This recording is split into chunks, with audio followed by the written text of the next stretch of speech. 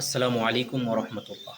প্রিয় দর্শক, ভিডিওটি কে কোথায় থেকে দেখছেন অবশ্যই কমেন্ট বক্সে জানিয়ে দিবেন। আজকে আপনাদের মাঝে কোরআনের কিছু ফর্মুলা নিয়ে আপনাদের মাঝে আলোচনা করব।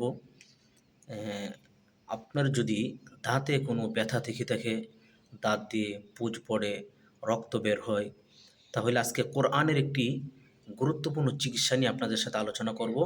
আপনি যদি এই আমলটি যদি করতে পারেন, তাহলে আল্লাহ তাআলার কোরআনের উপর আর কিছুই নেই। কারণ যেটা আমি নিজে পরীক্ষিত আমল করিতেছি, সবসময় করি, তো আলহামদুলিল্লাহ আমি অনেক উপকার পাচ্ছি। তো বিশেষ করে আমার ১ বছর আগেও অনেক দিন যাবৎ দাঁতে অনেক ব্যথা ছিল। দাঁত ফুলে যেত, এক সাইডে দিয়ে মাড়ি ফুলে যেত।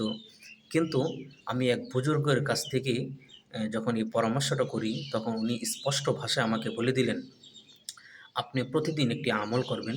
এই আমলটা যদি করতে পারেন, তাহলে ইনশাআল্লাহ আপনার কোনো দাঁতের জন্য কোনো ওষুধ খেতে হবে না। অবশ্যই আস্তে আস্তে আপনার এই সমস্যাগুলো আপনার সমাধান হয়ে যাবে। তো একদম সহজ পন্থায় অবশ্যই এই আমলটি আপনারাও করবেন। তো আমি বলে দিচ্ছি, যদি এই চ্যানেলে আপনি নতুন হয়ে থাকেন, অবশ্যই চ্যানেলটি সাবস্ক্রাইব করে দিয়ে পাশে থাকা বেল বাটনটি বাজিয়ে দিবেন। তো চলুন আলোচনা করা যাক। ৫ ওয়াক্ত নামাজ তো অবশ্যই পড়বেনই, এটা তো অবশ্যই বলবো। আর প্রত্যেক দিন আপনি যখন এশারের নামাজের পরে ২ রাকাত সুন্নত পড়বেন, এরপরে ৩ রাকাত বেতিরের নামাজ। বেতিরের নামাজটা আপনারা কোন নিয়মে পড়বেন? আপনি ১ম রাকাতে পড়বেন সূরা নাসর, ইযা জাআ নাসরুল্লাহি ওয়াল ফাতহ, এই সূরাটা পড়বেন। এরপরে সূরা লাহাব, তাব্বাত ইয়াদা আবি লাহাবিন ওয়া তাব, মা আগনা আনহু মালুহু ওয়া মা কাসাব, এই সূরাটা পড়বেন। এরপরে যে সূরাটা পড়বেন, হ্যাঁ, এই সূরা আহাদ, কুল হুয়াল্লাহু আহাদ, আপনারা অবশ্যই এই সূরাটা পড়বেন। এই ৩টি সূরা দিয়ে আপনারা বিতিরের নামাজটা শেষ করবেন। আপনারা যদি প্রতিদিন নিয়মিত যদি এই আমলটা যদি করে যান, বিতিরের নামাজে এই নিয়মে যদি বিতিরের নামাজটা পড়েন, ইনশাআল্লাহ আপনার দাঁতে কোনো ব্যথা থাকবে না। আস্তে ধীরে ইনশাআল্লাহ সব কিছু সমাধান হয়ে যাবে।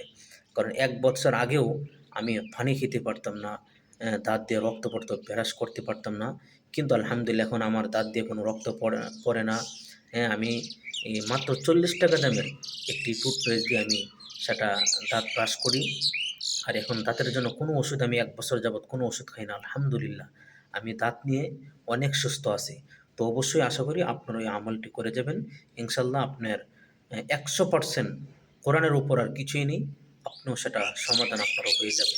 সকলে ভালো থাকবেন। ভিডিওটি শেয়ার করে দিবেন। আসসালামু আলাইকুম ওয়া রাহমাতুল্লাহ।